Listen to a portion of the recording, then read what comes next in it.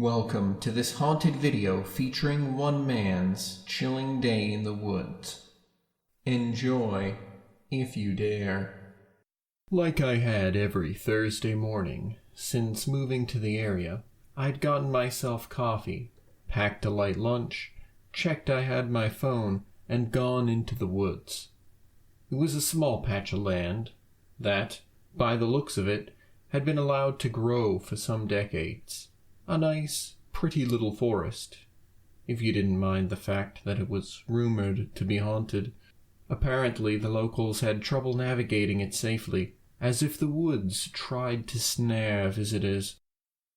Legends said that anyone who was still in the woods after dark would disappear without trace. Amusing, considering I had to regularly go there.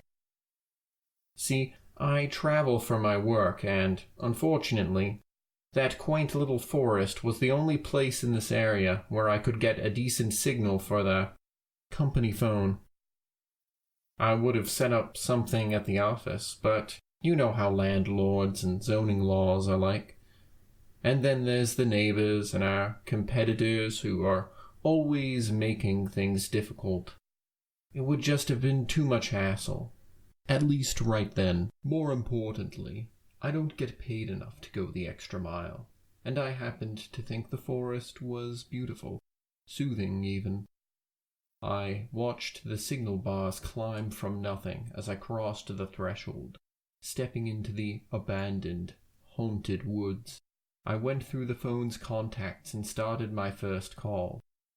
It seemed like only I and the wildlife ever went to this forest. But the dirt paths were reasonably well kept. Park services or hunters, obviously. A quiet, relaxing backdrop to the days of hares. And since no one else ever dared enter, I'd been able to set up a personal office in the middle of the woods.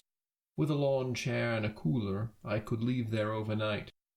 You'd think they'd get confiscated, but the most that's happened is that some Thursday mornings, I'll find a few drinks or snacks missing from the cooler. Not a bad price to pay, considering the convenience. I'd almost made it to my makeshift office when the call finally connected.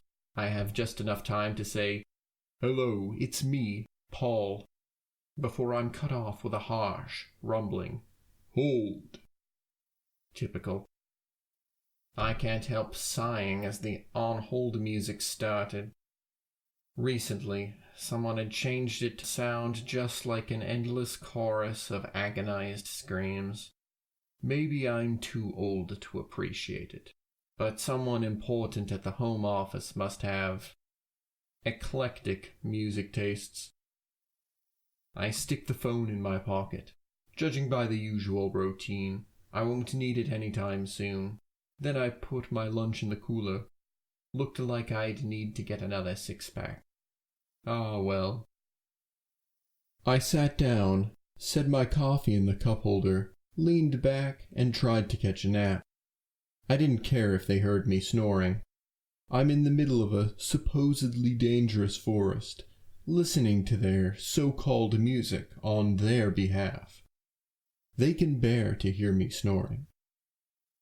They don't own me. Sometime later, I woke up to the sounds of someone approaching. Unusual, considering where my Thursday office was. Perhaps it was the sound of our brave park service personnel. I wouldn't mind sharing a drink right now. The continued screams confirmed I was still on hold, which reminded me to ask someone about changing their on-hold music. Setting that aside for later, I stretched and opened my eyes. Someone was coming down the trail, and, curiously enough, our visitor seemed to be an ordinary person, out for a jog. A tank top, shorts, running shoes, and earbud headphones plugged into a smartphone holstered on their arm. An almost stereotypical jogger, here of all places, running through my office and interrupting my busy workday. I had a moment to wonder if this was my mystery guest who'd been pilfering from my cooler, when our jogger saw me and nearly tripped over themselves in surprise. Ah! I cover my smirk by taking a sip of my coffee. And my smirk is immediately replaced with a frown when I realize my coffee's now gone lukewarm. Bah! Humbug. I covered my disappointment by looking at our intrepid jogger and raising an eyebrow. The jogger removed their earbuds, so I said, "Hello, can I help you with something?" The jogger replied intelligently. Our jogger looked around in confusion and concern, as if they'd heard something unsettling. Since I was still on hold, I asked, "Something wrong? You look a little pale." Our jogger's mouth opened and closed, eyes searching, but always returning to me. I was idly considering whether it was a good time for a light snack, or even my lunch, when I finally got a response. Do you hear something?" I cocked my head to the side and listened. The distant sounds of nature, the jogger's nervous breathing, and the continued on-hold music. "Such as?" I asked. The jogger took a nervous step back, and I noted that I'd never seen them before. I figured they must be new to the area.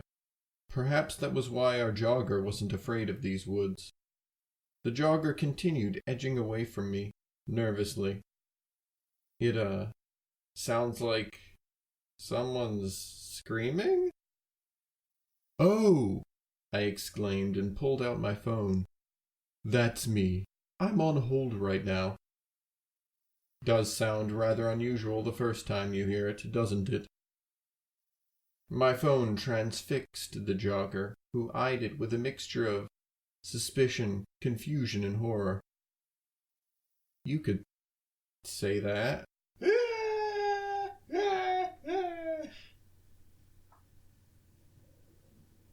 "Yes," I agreed. "I wouldn't have chosen it, but I'm obviously not the one who decides such matters, unfortunately." Our jogger laughed, an almost hysterical release of nervous energy. "Yeah, that's a weird choice." "Indubitably," I agreed.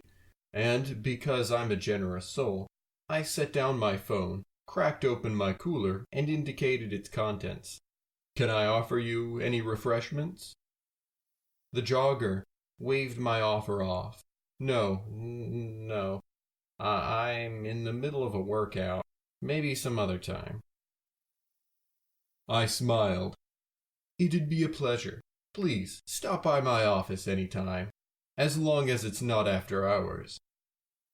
Apparently, people have a habit of mysteriously disappearing in these woods, so it's best for us not to stay here too late. "Disappear?" the jogger asked me, glanced around, and then looked back at me. "Office?"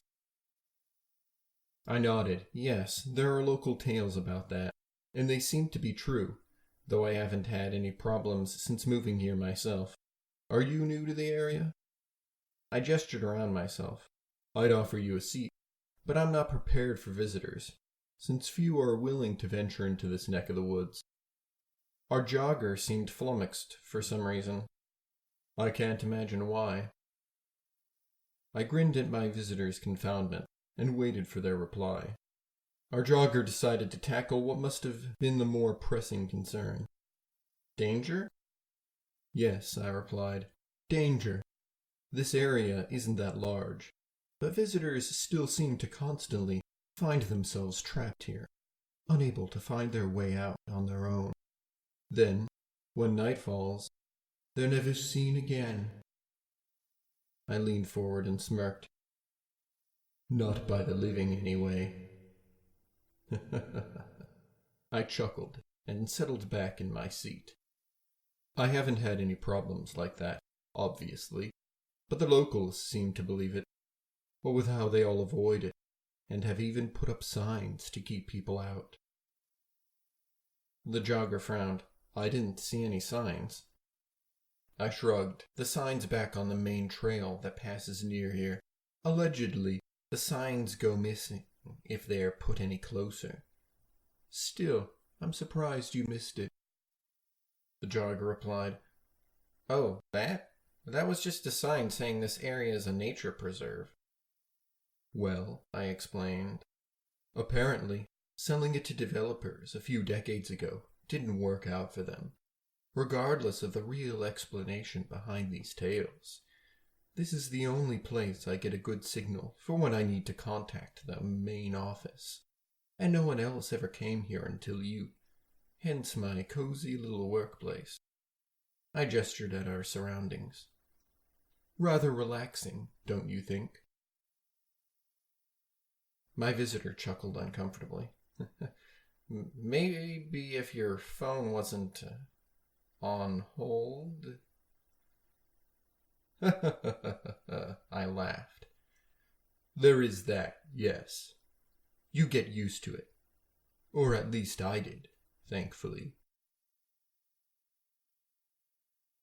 The jogger wordlessly responded, then checked the phone on their arm. Wait, they said. You needed a good signal? I'm not getting any reception here. I nodded. Different network. The home office is rather distant, shall we say. I needed to find somewhere like this for a good signal to get through from there. I punctuate my statement with a shrug and a nice grin. My best smiles have been favorably compared to those of a bleached scar, and I think I did rather well with that one, considering the jogger's involuntary step back from me. Serves them right. I'd rather not have people thinking they can just stroll through my office while I'm trying to sleep, you know. Suddenly, the endless chorus of screams cut off, replaced with a harsh buzz that carried far despite not being on the speakerphone. My colleague always does that. Another reason I don't constantly hold the phone to my head while on hold. Finally, my wait was over.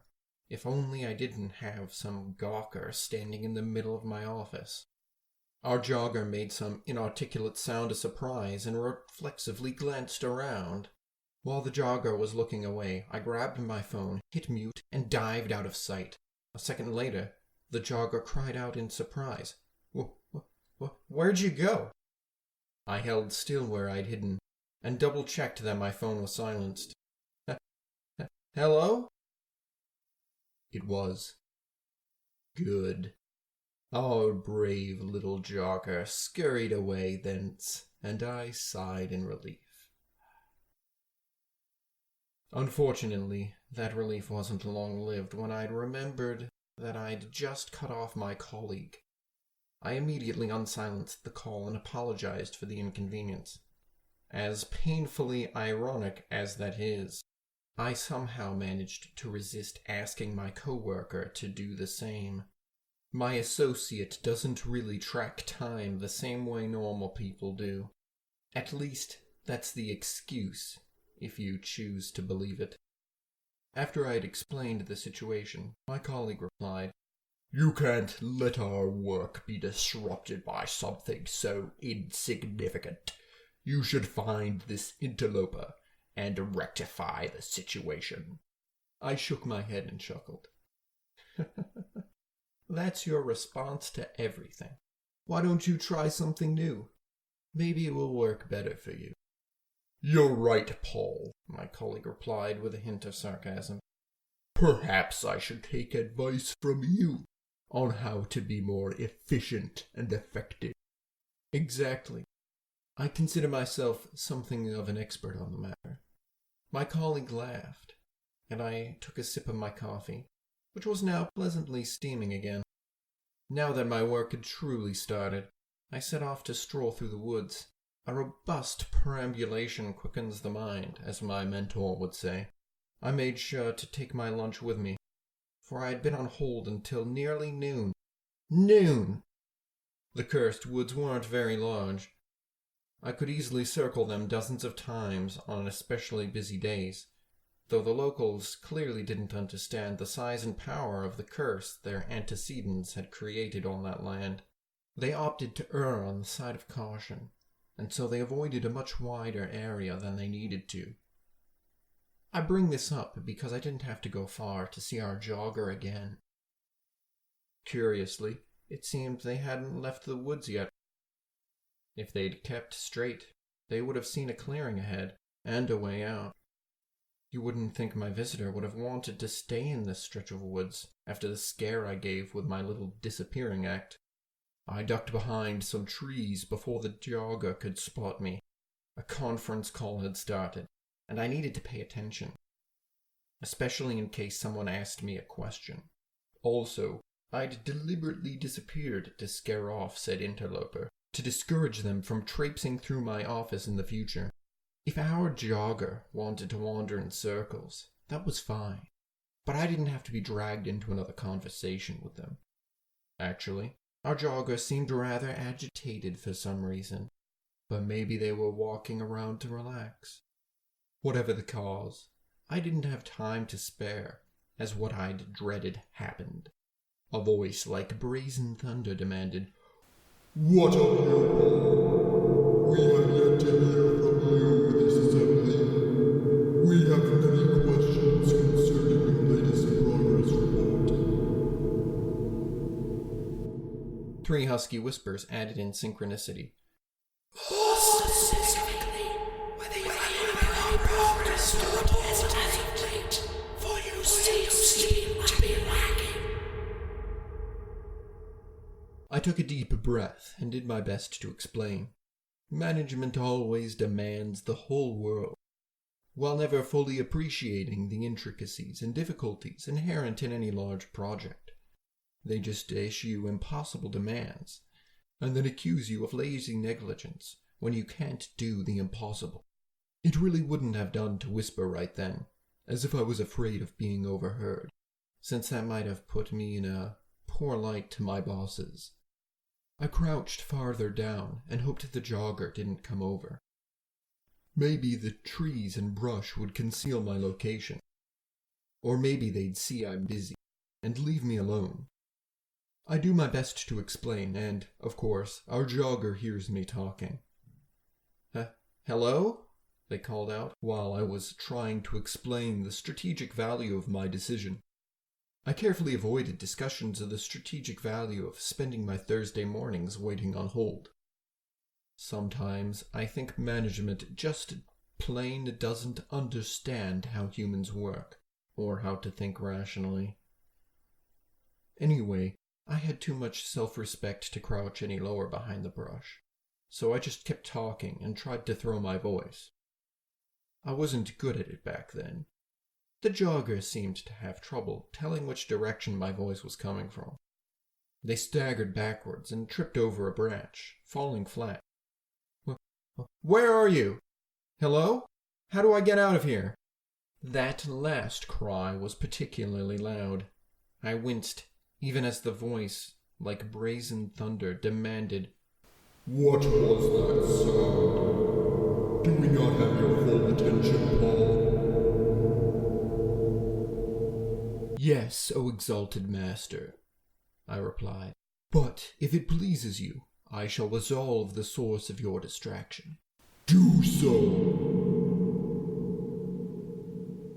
Our jogger must have heard both sides of the conversation and misinterpreted it, because they screamed and ran off. "Well," I remarked, with an incredulous chuckle, "I guess that solves that." To return to the matter of our discussion, and I smoothly transitioned back to my explanation. Running like that, I privately essayed the jogger was bound to stumble across a way out of the forest.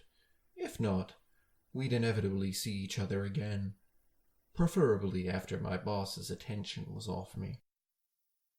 After too long, I managed to placate my superiors and, soon after, someone else became the victim of their attention. This gave me a chance to let out a quiet sigh of relief.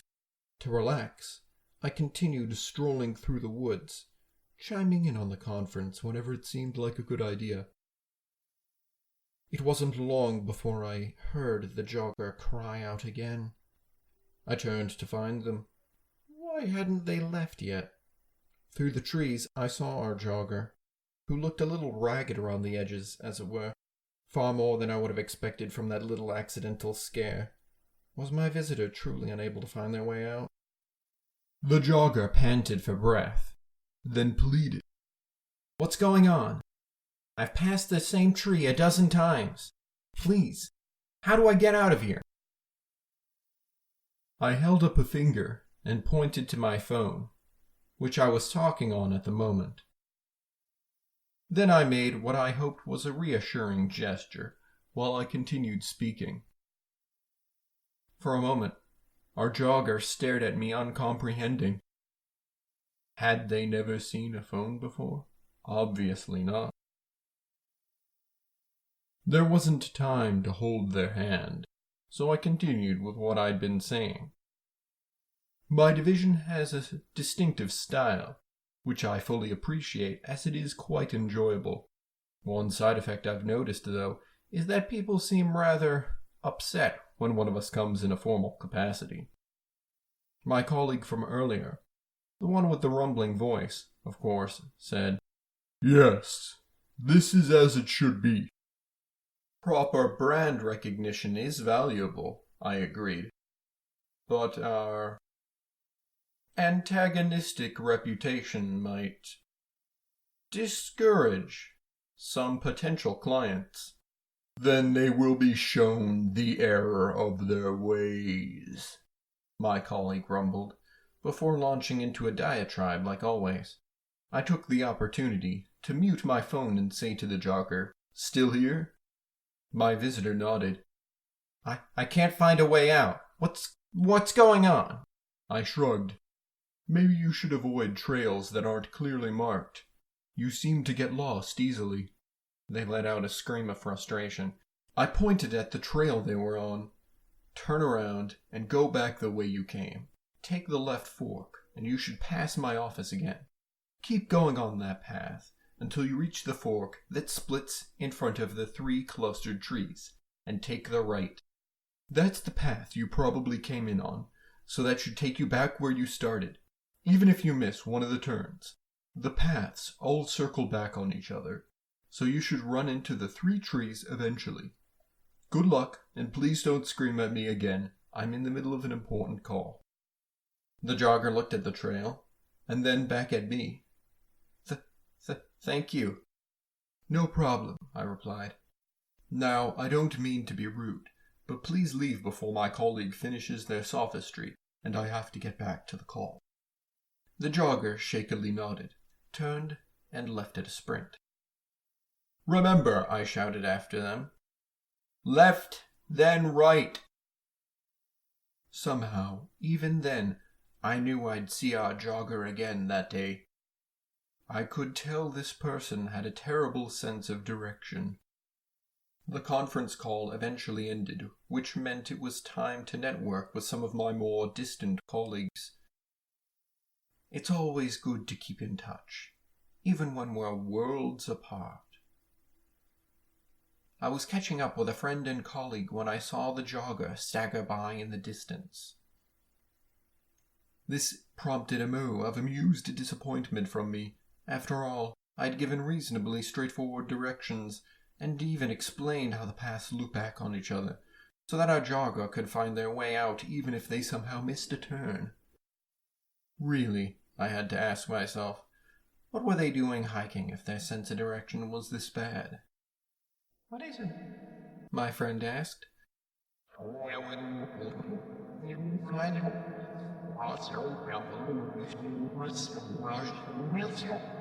I explained how this jogger had stumbled into the middle of my forest office and now seemed incapable of finding their way out. I finished by asking my friend as much as myself, what am I going to do with them? If this jogger is distracting, my friend replied. Perhaps you should remove them yourself. I know you were playing, but it appeared you only appreciate them when it doesn't interfere around you. What is your wrists? It's the government. Is that fair?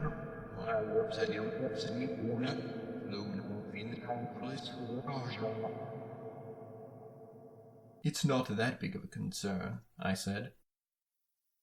Then you should be just awake when I fall, and your forest will fulfill the fraction